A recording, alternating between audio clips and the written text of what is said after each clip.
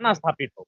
अब सवाल बनता है कि कल कारखाना के लिए जमीन भारत ने नहीं दिया है, पूरे भारत के लोगों ने नहीं दिया है। बिहार, उत्तर प्रदेश, महाराष्ट्र, गुजरात के लोगों ने जमीन नहीं दिया है, जमीन केवल झारखंड के लोगों ने दिया है। तो वहां तो सौतेला व्यवहार बिल्कुल नहीं होना चाहिए। वहां 75 क्या, अगर 100% भी कोई रिजर्व करता है तो बुरा नहीं है। इसलिए बुरा नहीं है क्योंकि वह जमीन उनकी एकमात्र पूंजी है। वह जमीन उनका हम लोग छात्रों के साथ, मैंने पहले कहा, सदन के अंदर भी खड़े हैं और सदन के बाहर भी खड़े हैं। हमारी जो भूमिका है उस भूमिका में हम लोग जैसा पहले थे, आज भी उस भूमिका में हम लोग हैं। फिर इस बात को सदन में उन दो विषयों के बीच इस विषय को मैं ऐड करके उठाने का प्रयास करूंगा। क्योंकि जब हम बात करते हैं तो निजी क्षेत्र में एक सवाल आता है कि निजी क्षेत्र का मतलब क्या होता है। निजी क्षेत्र का मतलब होता है उद्योग, निजी क्षेत्र का मतलब होता है प्लांट, निजी क्षेत्र का मतलब होता है किसी जमीन पर कोई कल कारखाना स्थापित हो। अब सवाल बनता है कि कल कारखाना के लिए जमीन भारत ने नहीं दिया है, पूरे भारत के लोगों ने नहीं दिया है। बिहार, उत्तर प्रदेश, महाराष्ट्र, गुजरात के लोगों ने जमीन नहीं दिया है, जमीन केवल झारखंड के लोगों ने दिया है।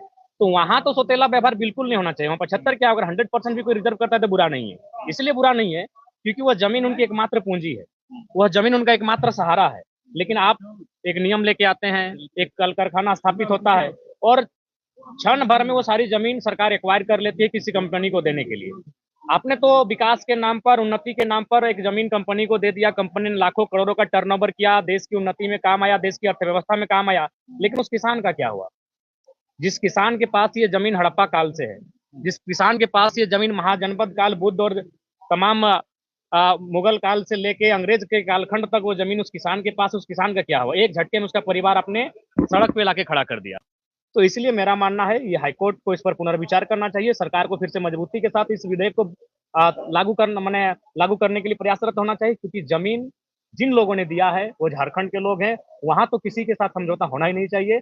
वहां 75 क्या, अगर कोई 100% भी आरक्षण लेके आता है तो मैं उसके पक्षधर हूँ। जयराम जी, क्या हाईकोर्ट किसी दबाव में देखिए, बिल्कुल दबाव है इसमें, कहीं ना कहीं। आज आप सबको मालूम है कि आज जो भी आ, विषय हैं वो कहीं ना कहीं दबाव के कारण ही आते हैं। तो ये बहुत दुर्भाग्य की बात है। हाँ, जमीन हमने दिया है तो वहाँ हक हमारा हो, इस बात को हाईकोर्ट को भी सुनिश्चित करना चाहिए।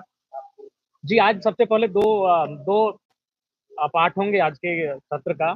पहला होगा राज्यपाल महोदय का जो अभिभाषण हुआ है, उसके संदर्भ में अपना पक्ष विपक्ष लोग प्रस्तुत करेंगे।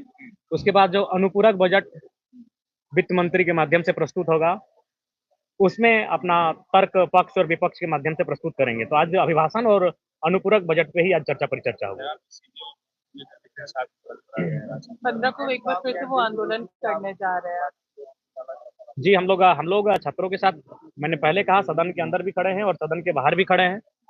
हमारी जो भूमिका है उस भूमिका में हम लोग जैसा पहले थे, आज भी उस भूमिका में हम लोग हैं। जयराम विधायक बोल रहे हैं कि खाली सीढ़ी देकर के छात्र गुमराह कर रहा है, परवाने नहीं है कि नहीं? अच्छा ठीक है, तो एक बार जो सत्ता पक्ष हैं, इनके मंत्रिमंडल में जिन्होंने स्थान पाया है, क्या उनमें सामना करने की साहस नहीं है?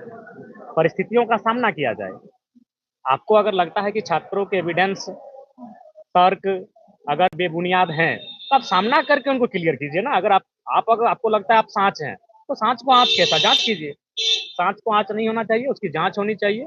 और मैं आज फिर इस बात को सदन में उन दो विषयों के बीच इस विषय को मैं ऐड करके उठाने का प्रयास करूंगा। जी, ठीक ठाक रहा, अच्छा ही रहा। जी, ठीक ठाक।